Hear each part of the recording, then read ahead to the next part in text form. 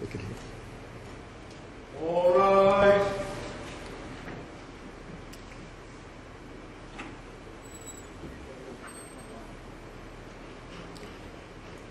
I wouldn't recommend that. You're back together again, huh? You're back together again on the same side? Oh, that's nice. Good morning. Nice to have friendship. Please be seated. The last case on the calendar is DM versus Department of Children and Families. Good morning.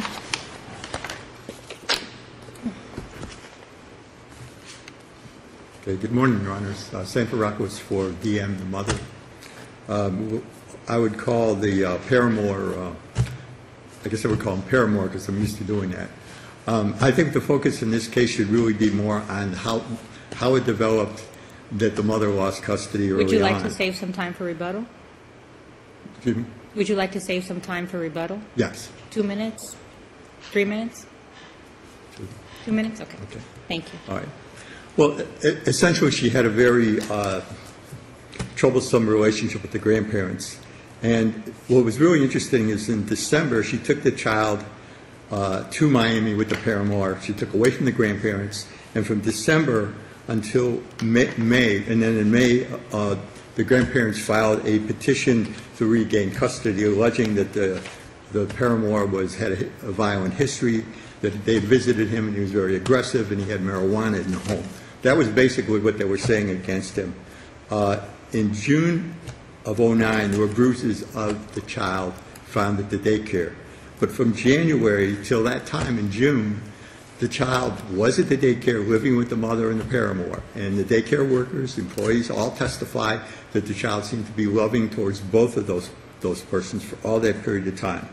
The bruises, according to Dr. Lambert from Child Protection Team, he said they were not severe.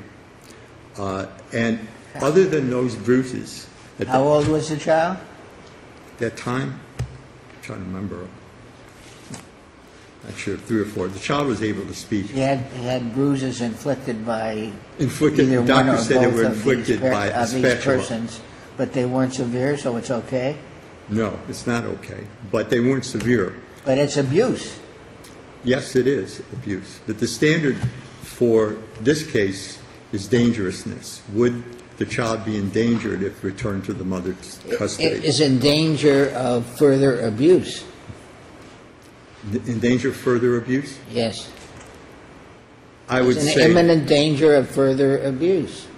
Prospective further abuse? Yes. Right, serious Right. abuse. But the question was, how would they be able to place the child back with the mother where it would not be dangerous for that child to be in that situation? Well, you testify, you argue about the spatula, but didn't the mother actually testify that, in fact, she was having the child hold up her bed? She was having the child, I'm sorry? Hold up her bed? Yes, and I don't think that was true. I think according to Dr. Lambert, the child had been abused by the stepfather with a spatula. And ultimately, the mother said, I agree. I agree that Well, that Dr. Lambert said that one of the bruises could have been consistent with the child falling against the bedpost, I guess, on the jaw. And then the other two were linear in nature, and they more likely would have been caused by the spatula, correct? Exactly. But he still characterized Doesn't that it. indicate that she's covering up for her boyfriend, whatever, Paramore, and denying that these things existed, which shows that she doesn't care or is going to deny or is not going to protect her children from the further conduct of the same kind? Well, I think in the beginning, I think she was in denial, and I think that she did resist having no contact with him. I think she went to therapy over and over again. A number of therapists said that she did not have a serious mental illness, that she did have some difficulty in denying what was happening with the But Paramore. she was ordered not to have contact with the Paramore, correct? Correct, and she violated that. And she violated And that. she admitted she did that. She admitted she did it. She talked about how she'd lost both of her children, that her parents and her were completely alienated from each other, and that she felt desperate financially as well. And the reason she gave... Why were they alien? The reason for the alienation was because of the way she treated the children or allowed the children to be treated by others. Well, but again, It was over they were alienated over the welfare of the children. that she was doing that for a long period Yes. of time. I agree, but ultimately she said, and she testified, that she would never allow further contact with the paramour and with her child. And she explained... And the trial judge, for some reason, I can't understand why, didn't believe her. Well, didn't believe her. But what I'm trying to emphasize is that other than the bruises, all that time that the child was with the mother and the paramour, there were never any other injuries. The post-traumatic stress was something that came up in October of 2009, long after the child had been living with the grandparents. Well, if the bruises didn't matter, if they were de minimis or whatever, Well, then why did she deny that they were inflicted by the paramour, or say that you would never let the paramour be there again?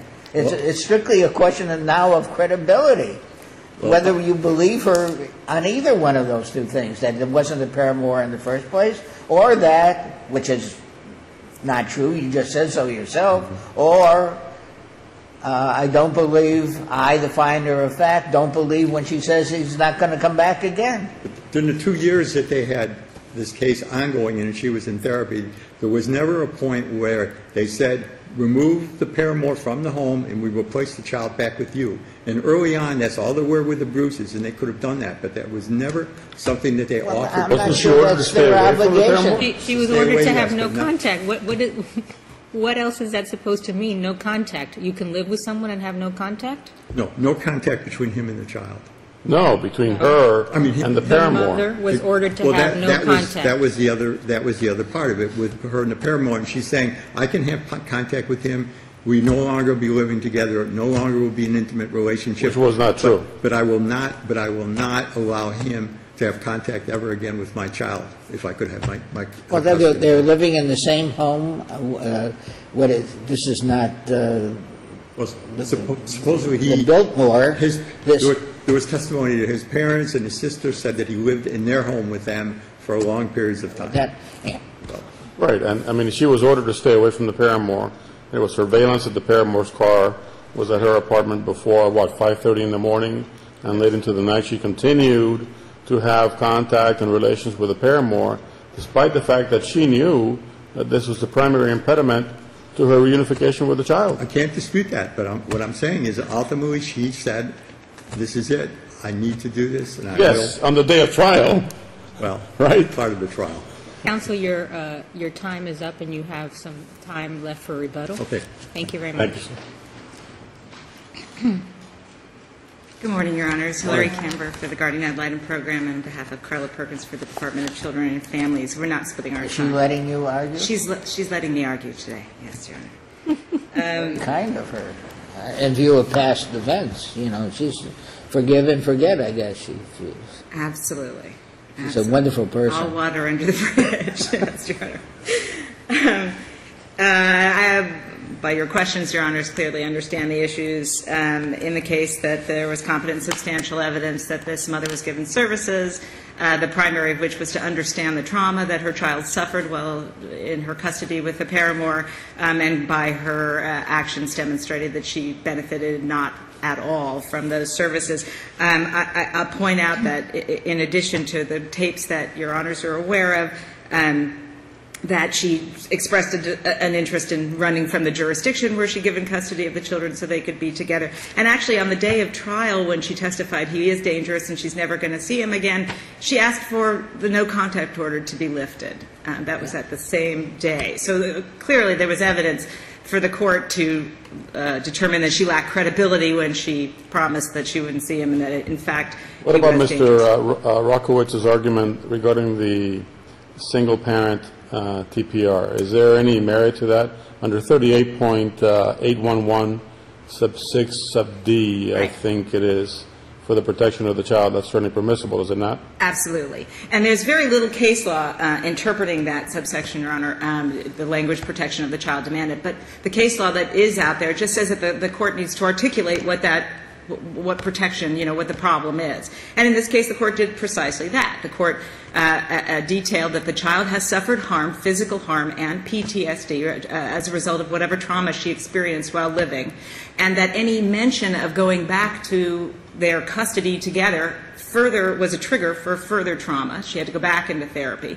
And that trauma, that harm, coupled with the mother's failure to understand that her continuing relationship triggered this child's further harm, and her declaration that she'll flee the jurisdiction given the chance, and her continued, declarations to the court that she was going to break up with him, clearly, discredited by the tapes and her constant being seen with him going to take her to services but hanging out for 5 hours before and after the chauffeuring duties. All of this demonstrated to the court she had no intention of severing this relationship and thereby had no understanding of the harm it was causing her child. So all of that together absolutely is competent and substantial evidence. Certainly her actions prior to the trial didn't support her statement during the trial that she finally decided that she should sever the relationship, did it? Absolutely.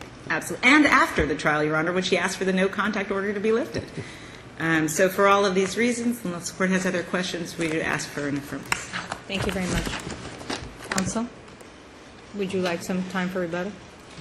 Just the point about the dangerousness, and they say in those cases, well, even if there's a case plan violation, even if it's irrespective of the provision of services, those findings as a basis for termination are not the grounds for termination in the case where you have a one parent and it's considered being dangerous as a standard. I just say that the mother throughout the visitation, throughout the therapy, was always described, no matter how negative or angry the child was with her, she was always appropriate and always caring for that child. But I just keep going back to the question about post-traumatic stress disorder may have occurred when with the grandparents even said, we do not feel it's our responsibility to help the child with her relationship with the parents, with the mother, that's up to the child to do. And there was such hostility in that regard. And I think other than, again, the bruises, if they could have placed early on that order of the paramour leaves the home and no contact between the child and the paramour, that wouldn't have gone to the termination. Of course, in these cases, we would like to, but we are not trying the DCF, much less the guardian ad litem. We're trying the interests of the child. Thank you very much to all of you. Have a good day. All right.